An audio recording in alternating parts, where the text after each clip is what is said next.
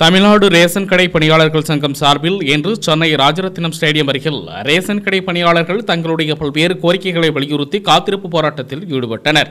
அப்பொழுது தங்களுடைய கோரிக்கையை அரசு உடனடியாக நிறைவேற்ற வேண்டும் என வலியுறுத்தி அரசுக்கு எதிராக கோஷங்கள் எழுப்பினர். அப்போது தமிழ்நாடு அரசு ரேஷன் கடை பணியாளர்கள் சங்கத்தின் மாநில பொதுச் செயலாளர் தினேஷ்குமார் செய்தியாளர்களை சந்தித்த போது இவ்வாறு தெரிவித்தார். தமிழ்நாடு அரசு ரேஷன் கடை பணியாளர் சங்கத்தின் சார்பாக இன்று ராஜரத்னம் ஸ்டேடியத்திலே பல்வேறு துறைகளின் கீழ் இயங்கக்கூடிய ரேஷன் கடைகளை ஒரு துறையின் கீழ் கொண்டு வருவதாக திமுக அரசு தேர்தல் வாக்குறுதி அளித்தது. அந்த வாக்குறுதி இன்று வரை நிறைவேற்றப்படவில்லை. சொல்லாததை செய்யும் மாண்புமிகு தமிழக முதல்வர் சொன்னதை ஏன் செய்யவில்லை என்பது பணியாளர்களிடத்தே மிகுந்த கொந்தளிப்பாக உள்ளது.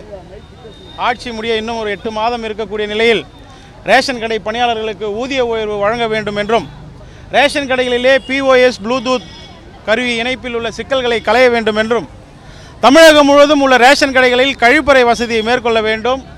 அயல் பணி பரவலுக்கு நிரந்தரமாக மண்டல இணைப்பதிவாளர்களுக்கே அதிகாரம் வழங்கப்பட வேண்டும் எனவும் தமிழ்நாடு அரசு ரேஷன் கடை பணியாளர் சங்கத்தின் சார்பாக வலியுறுத்தி இந்த காத்திருப்பு போராட்டமானது நடைபெற்று வருகிறது.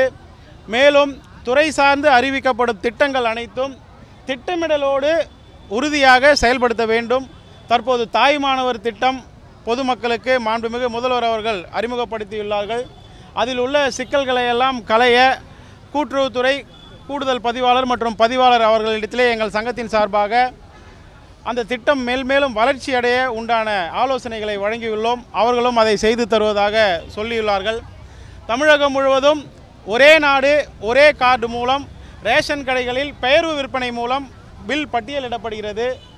அதாவது வெளியூர் கார்டுகளுக்கு ரேஷன் கடையில் பில் போடப்படுகிறது.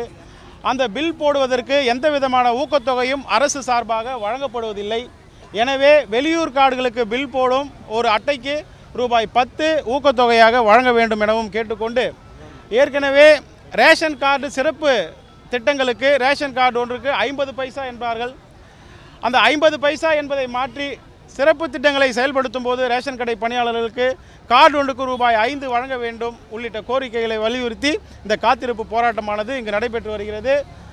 தினேஷ்குமார், மாநில பொதுச் செயலாளர், தமிழ்நாடு அரசு ரேஷன் கடை பணியாளர்கள் சங்கம். அதாவது அரசு சார்பாக பேச்சுவார்த்தைக்கு அழைக்கப்பட்டது. ஊதியம் குறித்து ஒரு சில விஷயங்கள் எங்களது சங்கத்திற்கு தெரிவித்துள்ளார்கள். வரும் வாரங்களில் அது குறித்து அறிவிப்பு வெளியிடுகிறோம் என சொல்லியிருக்கிறார்கள். தனித்துறை பற்றி கேட்டோம். தனித்துறை அரசின் கொள்கை முடிவு என சொல்லியிருக்கிறார்கள். எனவே அது குறித்து எங்கள் சங்கத்தினுடைய மாநில மையம் கூடி பேசி ஒரு நல்ல முடிவுகளை எடுக்கும் என்பதை தெரிவித்துக் கொள்கிறேன்.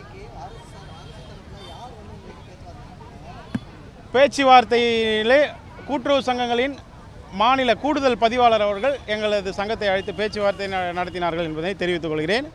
பேச்சுவார்த்தையின் விவரங்கள் வரும் வாரங்களில் தெரிய வரும் என்பதனை உறுதிபட தெரிவித்துக் கொள்கிறோம்.